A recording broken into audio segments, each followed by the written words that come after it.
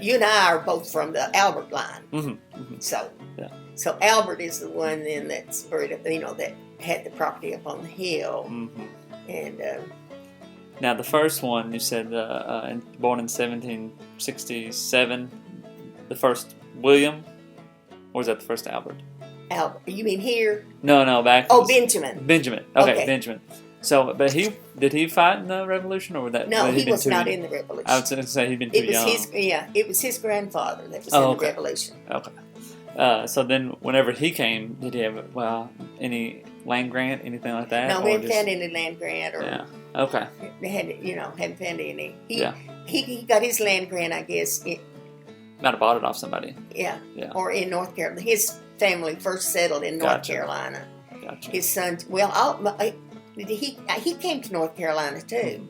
There was a road, I think they called it the Great Road, I read to see, that came from like Philadelphia area, south to North Carolina, and it was a wagon road.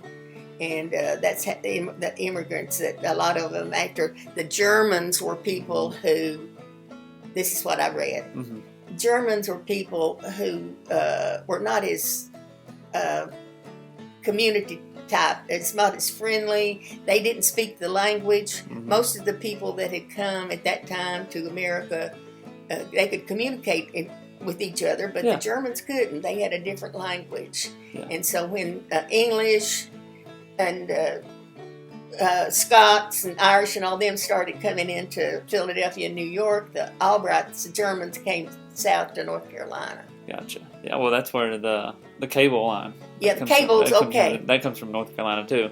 All right, Cables and Albrights were evidently close neighbors and friends, because they settled, by them settling in the same area of the state, Yeah, I just think that they knew each other. I think Marion said, were they on the same boat that came in? Did she tell me that once? Maybe, I don't know. That would be pretty good. That's pretty interesting. Cables are pretty close connected, and so are the Hands. But I don't have any records of them being together in North Carolina. Which I got into researching kind of late in life, and I didn't. I guess I didn't get started early enough to really go back all that far. Yeah. But I just take what I read and what I hear somebody else tell me. But the Cables, I know Cables and Albrights are on the same list of the boat that came in from Germany. Yeah, that's pretty interesting. Yeah.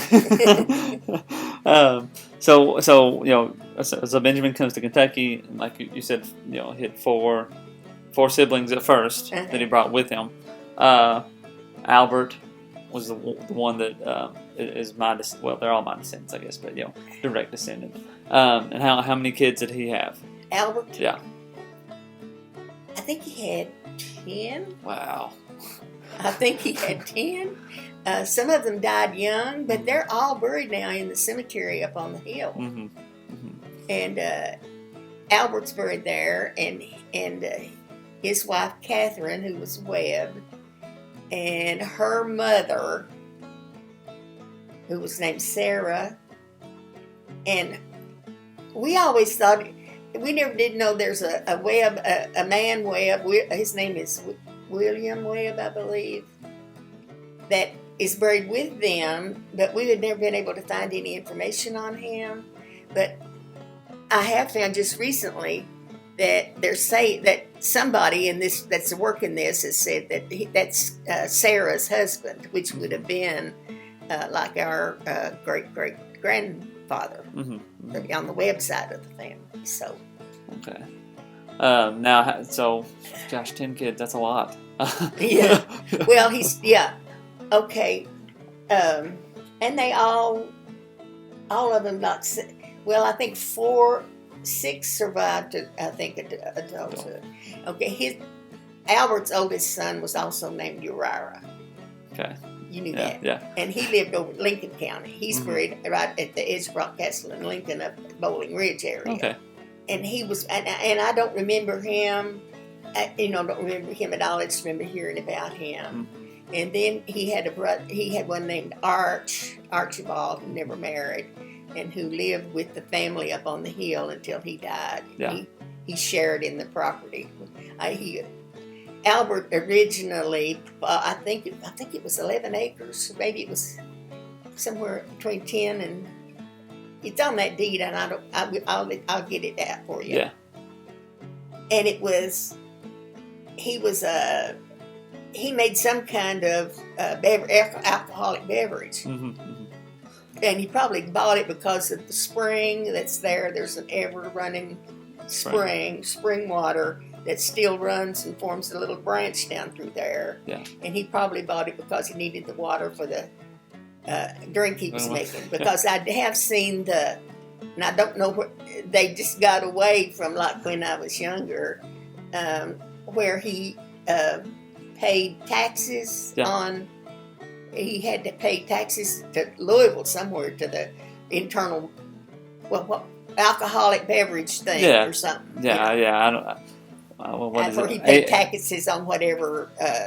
ATF is what it is now. I don't know what it was. Yeah. But anyway, he did that, but that's just when he had about 10 or 11 acres. And how he acquired all that land then.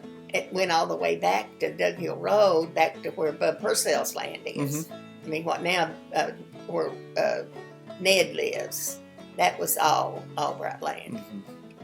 Wow. And so. Yeah. What else did he do? He just farmed.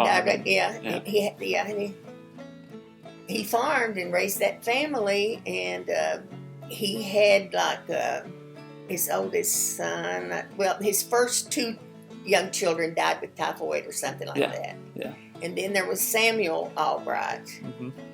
That, and of course they grew up in the house up on the hill, not the house that's partly there now, but there was an older house that was between where the house that's up there now and the cemetery. There was an older house my dad told me about. That's where the original Albert Albright house was. Yeah. It was on the hill right up from the spring. And he had Samuel, and he went to school. They all seemed to have gone to school as much as they could with where they could find a place to get some education. Yeah. Now, when did Albert die? 1911 or something like that. Okay. I think my dad was just my dad was born in 1907, and he died somewhere along in 1911. I think my dad, I don't think he remembered him. Mm-hmm. But so let's see. So Albert. So he had Samuel, Mm-hmm. who became a railroad.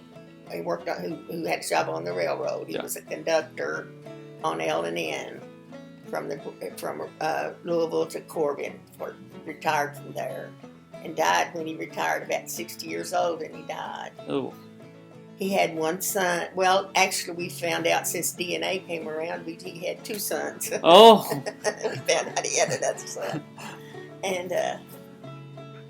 And Albert, that was that was one of Albert. That's, well, no, wait, I'm ahead of myself. Okay. This Albert Albright we're talking about, the son of Benjamin. All right, he had Samuel was not one of his. Albert had. Okay, gosh, they had the Uriah, and they had a Uriah and Joseph and Stephen and Archibald, and they had a girl named Sarah that married a Houck, and is buried in the Freedom Cemetery. And they had a girl named Samantha Jane that married W.P. Hayes, and she's the one that lived off the Dug Hill Road. She got that property when he died, or she bought it from him or something. I think that the will says that he divided the land, among his sons, and the girls got a little money. That's the way it worked in those days, And then he had a girl named Mary. Her name was Mary Catherine, and she married a Heron and lived in Eubank. And they had a big flour mill thing in Eubank. And and Steve, his name was Albert Stephen. Of course, got the land that's up on the hill now that stayed in our line. And so that's Albert's kids. Yeah.